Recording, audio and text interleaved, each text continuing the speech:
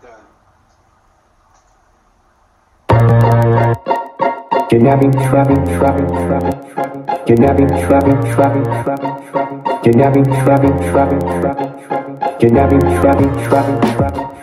kidnapping, trafficking, abusing, alienating, killing, foster prison, foster slaves, domestic terrorism, crimes against humanity, international agenda, CPS, kidnappers, social workers, police officers, stealing children from loving homes, by force, fraud, lies, fabrication, tampering with evidence, official oppression, malice, conspiracy, corrupt courts, corrupt judges, corrupt dependency lawyers, government, trafficking children, CPS, kidnappers, child protective service, steal children by force, fraud, fabrication, tampering with evidence, official oppression, malice, CPS, kidnappers, all day, every day, stealing children, kidnapping, trapping, kidnapping, trapping, kidnapping, trapping, kidnapping, trapping, kidnapping, trafficking, abusing, alienating, killing, foster prison, foster slaves, domestic terrorism, crimes against humanity, international agenda, CPS, kidnappers, social workers, police officers, stealing children from loving homes by force, fraud, lies, fabrication. Everybody, welcome to the Porthole to Justice, the window to the truth. I am your host, Amelia Duran. It is November 8th, 2018, and this is a CPS News Network update with my guest, Danny McGowan. Welcome. Yes, Good Friday. A lot of activity out there. Go ahead, start it off.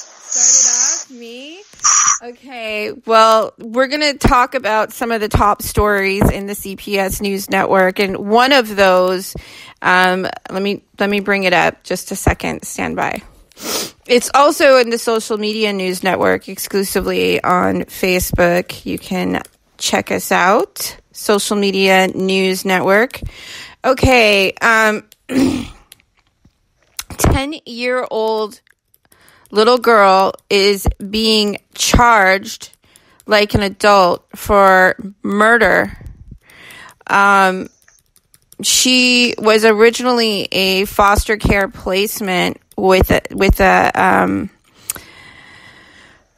family that had a newborn little boy, and it's pretty disturbing.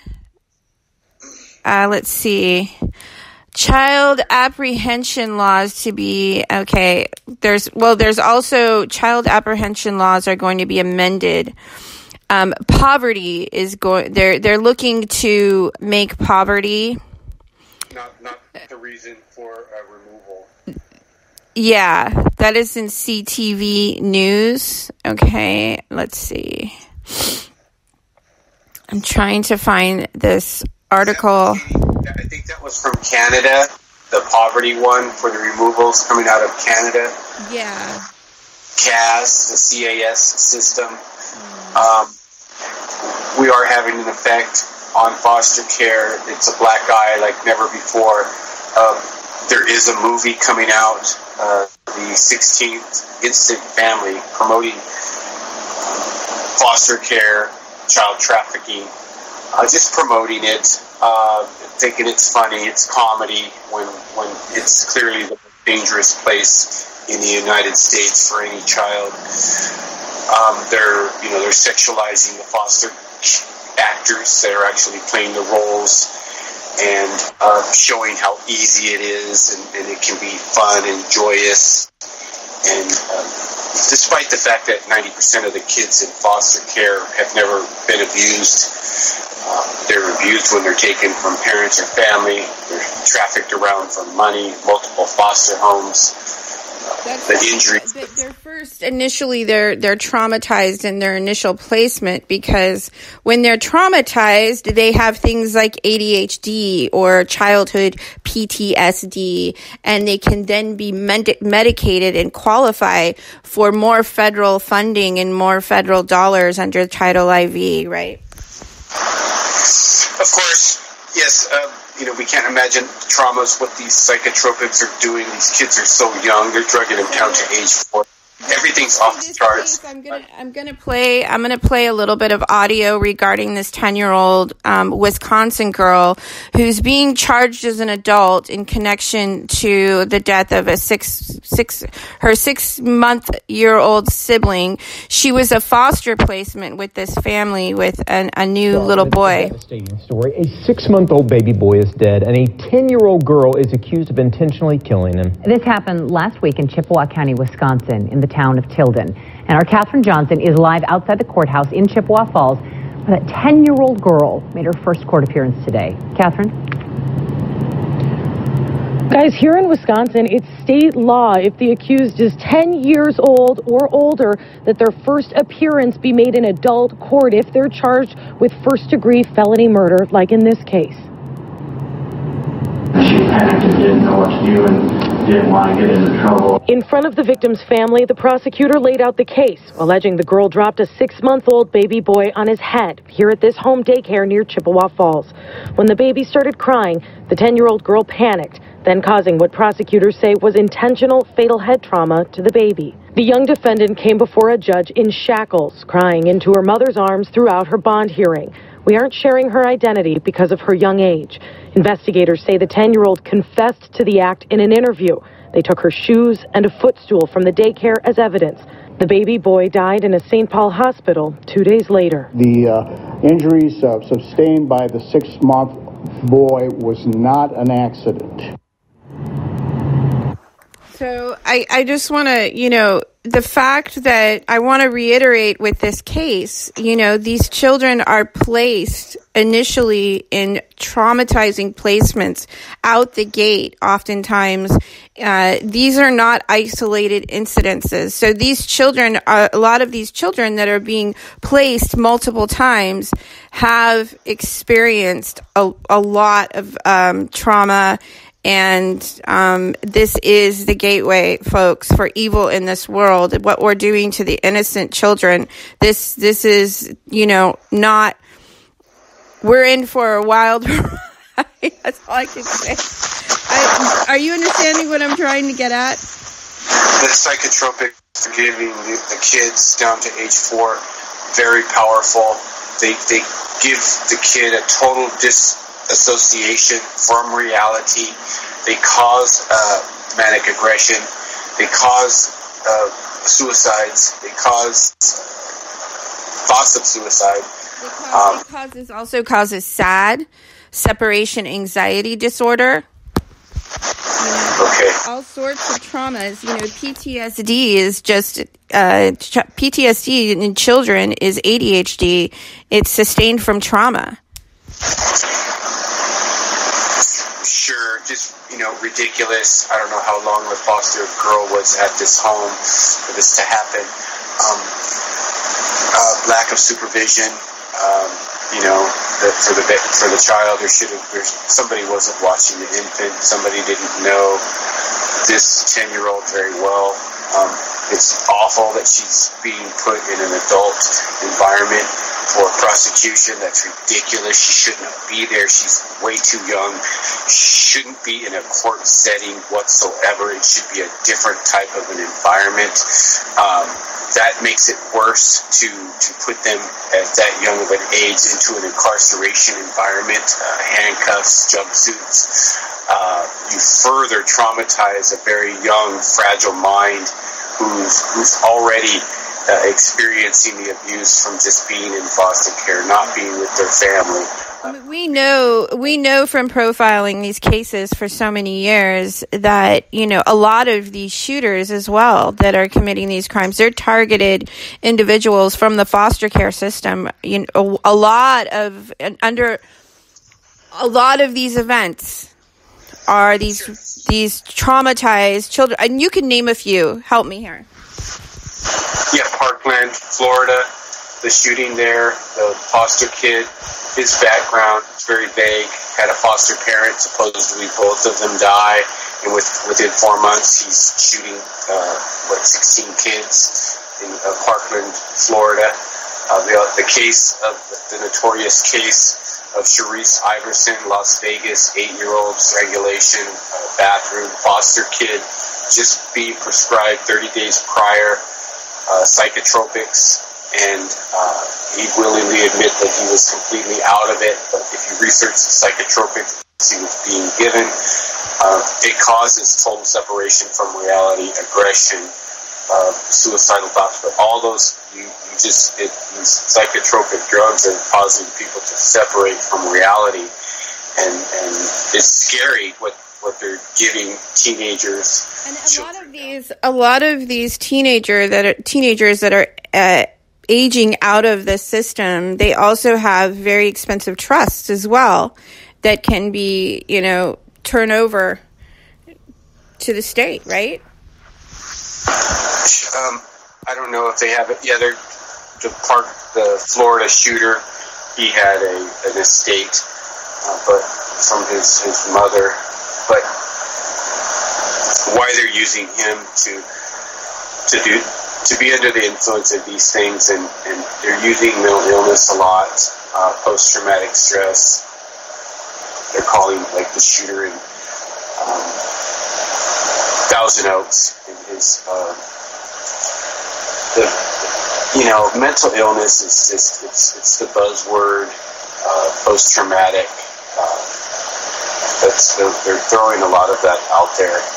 Let's talk about that briefly. Let's touch on this, because I was making a joke, perhaps in bad taste, but relevant nonetheless. If we just ban line dancing, we wouldn't have these Las Vegas and Thousand Oaks shootings.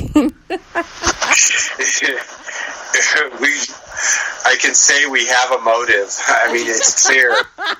We didn't have one since Las Vegas, and now we have one. These people do not like country music or line dancing, period. It pushes them over the edge, and you want people to go berserk. Just play that music and start a line.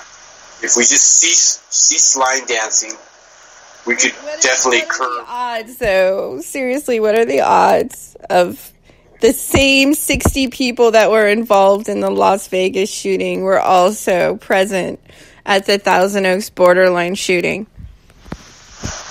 Sure. Yeah, I haven't followed the 60 people. I know of one that was in both places. My partner was saying that it's not astronomical, but I think it is astronomical that he would be the Superman at both events, and Mr. Tourniquet Man, Mr. Marine Man, and he was also on the news with the news reporter who supposedly knew his father, where they really tried to secure him up that how he's at both scenes is legitimate, and it's fascinating to watch. And those shirts, they're running around supposedly carrying people around. They have on blue gloves within minutes of a tragedy. I don't think anyone's trying to put on any gloves when something happens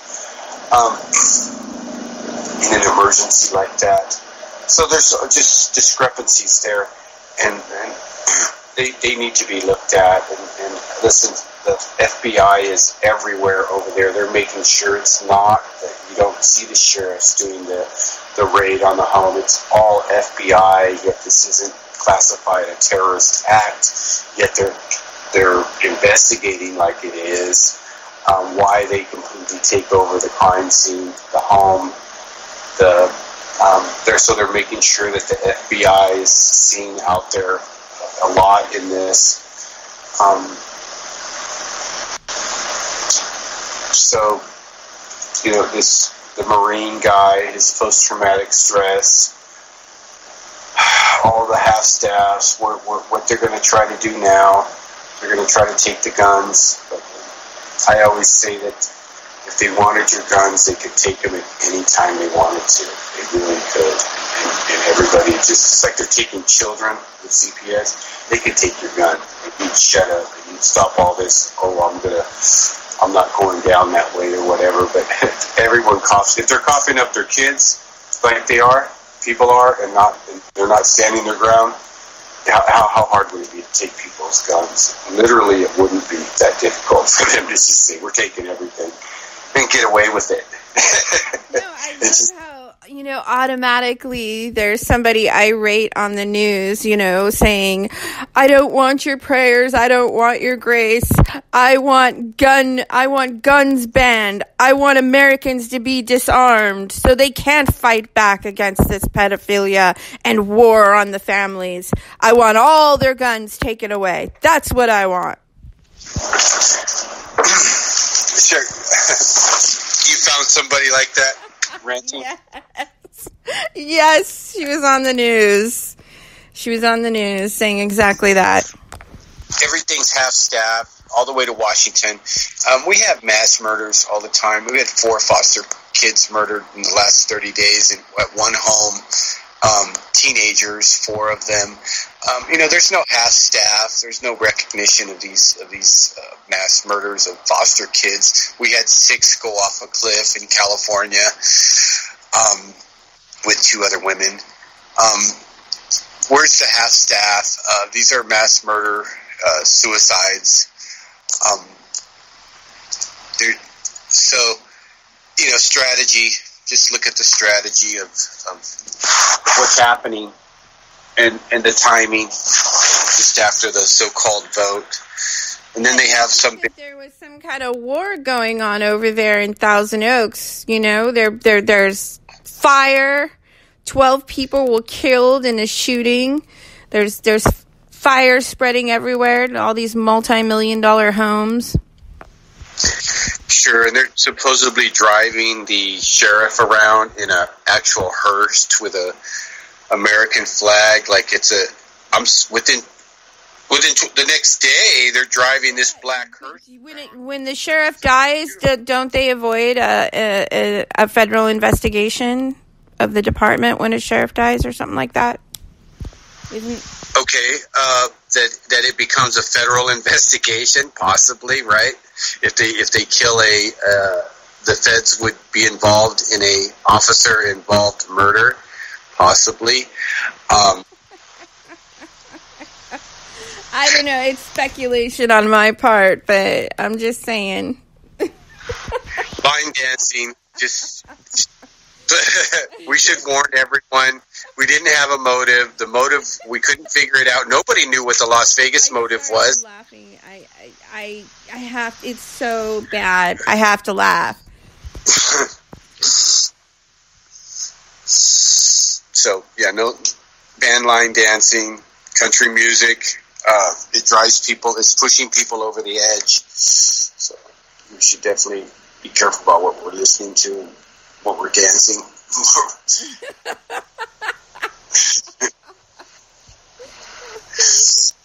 Line dancing is very dangerous. Yes. So, with that case out there, it's important because of the fear that it instills in the communities. People say, "Oh, well, what does it matter if it is fake or if it is real?" It's bad because there's just like they're traumatizing people with fear in these events, and it is important to know if they are warring on our most vulnerable. They're warring on our children. They're warring on the families.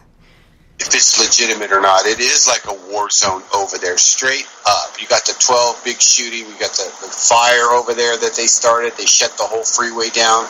Within less than 24 hours, we have a black hearse as if we're having a funeral procession for this officer with the American flag. We've never seen that before. They don't do that. They wait until it's time, but it's almost like they're parading this dead guy in this fancy black limousine morgue vehicle within less than 24 hours, and they're already driving it around like they're doing a show for image. Instead of waiting till he has a funeral. I mean, I think he should go to the morgue and stay there for a while and until within a few days. Then they put him in the limousine. Hearst. It's quite a show. Oh, it's happening very fast, and also it's unfolding. The release. They first said that it was a Middle Eastern guy that did this. I mean, just the disinformation. It's just very bad disinformation. And they're spraying chemtrails on us so that we're not sharp and we're not seeing things clearly.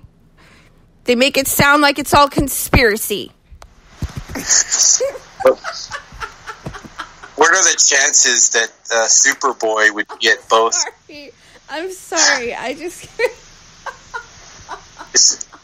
It's so bad. If I don't laugh, I'm going to cry. It's a war zone over here, Los Angeles. As we go into the Thanksgiving family time, going into the holidays, where this is all going. Where this is all going is there's a new movie out called Insta Family. It's a one big commercial for foster care. Yeah, they're using the internet. They're showing how people can use the internet to see these kids, make it all fun and joyous, sexualizing foster girls. You know, they got this little... They make them like sex symbols.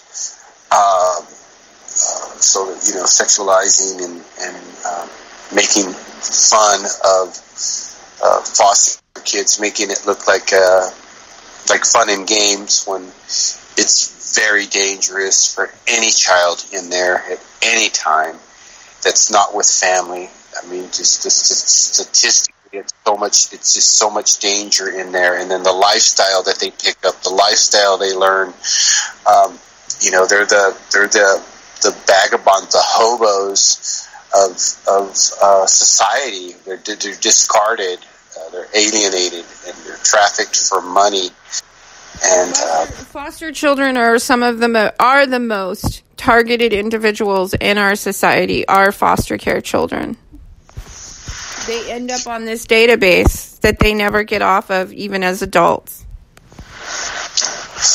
Okay, and they'll use that database against them to take future children that they may have. Yeah. We're seeing that pattern. Getting on to other things. We also had that incident, the murder of a 2-year-old back in August. We have the foster adopter arrested. She's a foster parent, adoptive parent, pediatric nurse, child killer, 2-year-old. That just broke the arrest. They're not saying the child's name, but these nurses, she was a pediatric nurse that dealt with child abuse and stuff. But if anyone knows nurses, they have a long history of being addicted to drugs. You know, nurses, it's like they're known for so maybe that's what pushed this lady over the edge. She looks really terrible in her arrest photo. Definitely out of mind and body experience to kill a 2-year-old boy. I mean, it's completely detached from reality. So there could be pharmaceuticals involved there, some type of drug use, alcoholism. There were previous reports on this woman for abuse, but because she's a nurse, pediatric nurse, adoptive, plus foster. So I want to talk. I have to wrap it up soon because I have to get ready for later. I have TGIF Friday music show. But I want to. Oh shoot! I'm sorry. I just interjected and interrupted, and then I forgot what I was going to say. There was something important in regards to the story you were just telling. Okay. Something important. The nurse and foster adoptive 2-year-old death. You know, she didn't call for medical attention. These people are they're so brutal. They let these kids are suffering for hours, dying from. I remember. I wanted to talk about our new project, CPS News, and our show updates that we're doing. Good news. I want you to share with everybody the statistics in our new project, and I want to thank all of our listeners and everybody for sharing the content and just we're hitting the arrows over the bow. Sure, repackaging the content, getting it out there. We've had, in 1 week, we had 40,000 video views and 70,000 post reaches. These videos are going out there now, and they're being packaged and branded, and they're bouncing around out there. They're just floating out there, being constantly shared. And again, thank you for sharing the content. It's so important. We're reaching a whole new audience out there. A whole new breed of people are engaging and reacting to the content and commenting. And we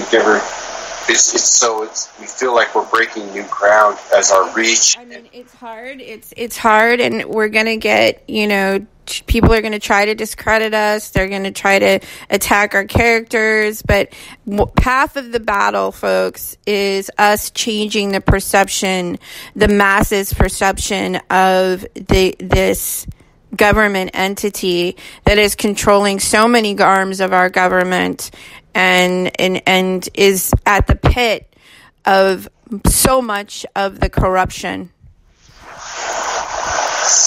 Of course, the mindset of people getting in, that's what's powerful right now, the engagement that we've never seen before from people. A lot of people may not have wanted to engage, but people's engagement with social media, it has an impact. We're putting the black eye on foster care like we want to.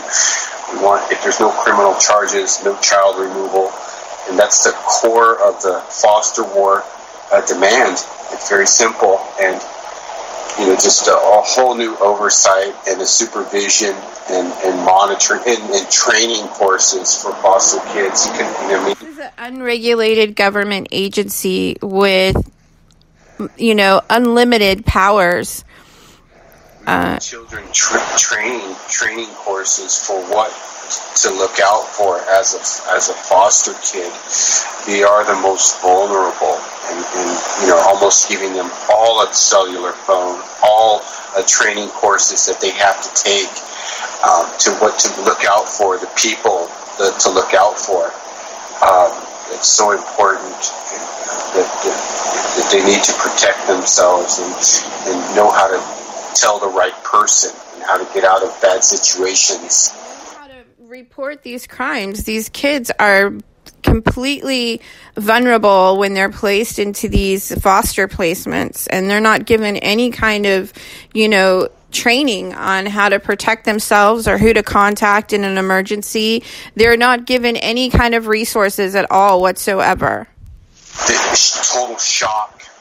We've had foster kids that were a sock put in their mouth so they would shut up. You can do a report on this and they won't come out and investigate. I mean, these are socks being stuffed in mouths so they'll shut up. And the kid says, I just did an interview the other day with activist teacher. She's a 27-year teacher. I think she said 24 or 27 years in the Georgia foster care. I mean, in Georgia, she's a teacher. And she's saying that these children would tell her, they would put bags over these children's heads and they would have strangers having sex with them. I mean, they get urine poured on them. These stories that she hears are not isolated incidences that she hears from these children. And she travels the state. She's the host of The Hitting Stops Now, and you can check out her show. Yeah, I just did it the day before yesterday. Powerful testimony from a teacher, saying that we absolutely have to shut down this corrupt agency, Child Protective Services. Sure, most of them shouldn't be there. The money should be kept to keep the families together. The abuse You're being spanked every day with the belt. There's no. You want to talk about bonding and trust issues and separation issues. You deal with children between the ages of, say, 4 and 8, 10 years old. They're just so vulnerable at those ages, and those are the ones that they need to know that they have somebody out there that will take them seriously, that will respond, that will pull them out of these environments, because they have no panic button. They need life alerts. All of them should be issued life alerts that something's not right, and I don't like where I'm at. I don't like what's going on. So that's just another thought that should be issued. They're just so vulnerable. They're so silent. The torture they go through, socks in the mouth, hit every day with a belt, multiple foster homes, standing funny against a wall for long periods of time. The stories of starvation. I mean, folks, we get stories like this on a regular basis. That and so many of these crimes, that they're very similar in nature. It's the most heinous things we've ever seen. These starvations. Natalie Finn, Sabrina Ray, Ohio, both dying within 6 months apart. They have to get rid of these kids. That's what they're doing. As they get older, like in the Natalie Finn case, the foster mother said she has to go. And she's dying within 30, 60 days of her text message. But you can understand real quick with those starvations, how they weaken people, how the abuse weakens the people to where they don't talk. They don't talk to. In that case, they put a sign up in the window said we need money and food. How the kids' minds don't react anymore. They just live until they live the misery. So we're seeing the weakening of the mind, the person, their ability to react, their ability to say things, their ability to say stop. They get caught because they're so weak because of the starvation. They know exactly what they're doing with the SAD, the separation anxiety disorder, the PTSD. In fact, in CPS News Network, we've posted an interview with Dr. Sophie, who basically he's the what is it? Chief medical director in Los Angeles. Mm-hmm. And he's admitting that this causes permanent neuro damage. Exactly. Yeah, the neurons. Yeah. They don't fire the same. They dull. The mind goes into it's basically a meltdown to kind of save themselves. So it dulls their ability to react. They're dulled. The firing of these synapses on the neurons, everything is dulled, and that's maybe a mechanism as a mind trying to protect itself from the impact. So it's dulling. Maybe the electrons aren't firing the same. I mean, it's not uncommon that rape and sodomy are used as traumatic events to separate the mind. These aren't uncommon practices. It's not isolated. They're not isolated incidences at all. Of course, and it's creating monsters. The monsters that we see later on. So it's just a cycle. They're doing it. They know they're doing it. They know it's part of the agenda to get them on psychotropics, traumatize them, the separation, the alienation.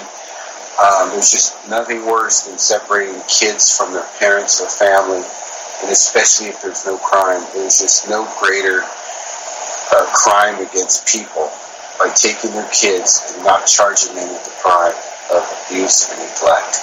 And the younger the kids, they're just so vulnerable out there.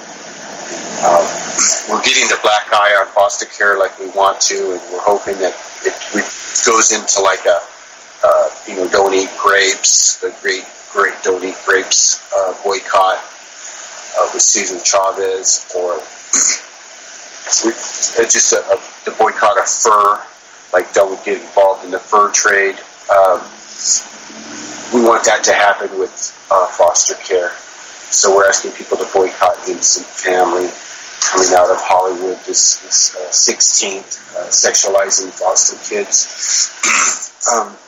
Not dealing about any important issues in foster care, and that's that most of them shouldn't be there. They're trafficking them for money and perversion, and they have to have a commodity of it. It's an industry. So the Westfield Topanga Community Center on Van Owen Street in Canoga Park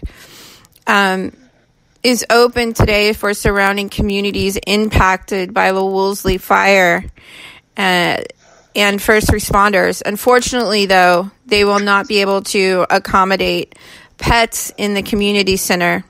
For information and a list of official shelters, you can go to, vcemergency.com. vcemergency.com. Okay, I just wanted to add that. Yes, the Woolsey fire, I guess they're having a fire that's near Newberry Park. They're giving refuge at the Westfield Center in Woodland Hills. Wow. It's a war zone over there, man. Yes, a lot of activity. The 101, the most busiest freeway in the United States, that 101 section there. And then you got all the fires and the processions and the shooting incident. Oh yeah, who was it that died? It was the sheriff? Was it the sheriff? Mm-hmm. Yeah. I think the sheriff about ready to retire. Yeah, like 39 years or something. I mean, just that's a number. But the way they're driving him around in a black hearse with the freeway closed down. I mean, it hasn't even been 24 hours. Mm-hmm. I mean, it happened at midnight the next day. By 4 o'clock, it's like they're doing a funeral procession as they move this body around, when normally it would be in a coroner van at the coroner until preparations for a funeral. But they're really not wasting any time to use this opportunity to generate the sentiment that they're trying to do. Yeah, looks like it's all the way up there by Griffith Park again. Looks like you guys are getting fumigated because fires everywhere. Oh, Griffith Park is on fire now. Okay. It's on fire too. Holy cow. Okay. What is going on? Yeah, I guess maybe there's a breeze. Who knows? We don't need any fires, especially on Friday. You guys had fires up there, didn't you? Sure, yeah. Yeah. The shooting. Very frequent. These fires. A lot of commotion down here. Well, thank you so much for calling in, and I want to do these CPS News Network updates here and there. So thank you for coming back to join me again. Okay, pleasure. Reminding everybody, it's an exciting time. We're going into the holidays. Please share this stuff. This is our time. We've got a lot of commotion going on with separation of families at the borders, and talk of what it does children. We have to use this opportunity. They're implementing the DNA test now at the borders. Remember, Trump implemented DNA tests, so children are not being separated from real family members, folks. They're being separated from people that they suspect are human traffickers. Sure. A lot of movement around with a lot of talk, but the most important issue is children and families and keeping them together unless there's a crime being committed. It's that simple. They've gotten away with this too long. We have a simple solution. It'll end everything as we know it and put child abuse, neglect in criminal courts and restore due process. Our Constitution's been completely overthrown. It's over. They're slaughtering our children and our families, the unit. And it's very easy to. We need to get back due process. It's that simple. The frauding of the Title IV, those days need to come to an end and be exposed. These crimes. Everybody, thank you so much for tuning into the Porthole to Justice. This has been another episode of Porthole to Justice Off the Cuff with myself, Amelia Duran, and Danny McGowan. You can check us out on Facebook exclusively in the Porthole to Justice blog, where I have a lot of templates of affidavits, things of that nature that are very useful in your if you have an open CPS case. Also, Mama Bear Justice for Advocacy is a wonderful place. Subscribe to the CPS News Network, where we will be data mining and profiling these cases and sharing it in Social Media News Network, NWO Freedom Fighters, and all of our associated networks. All right. Thank you so much for tuning in. You can tune in tonight to TGIF music show with myself, Amelia Duran, at 7:30 p.m. this evening. I hope I see you there. All right, guys. Thanks so much. Have a great afternoon.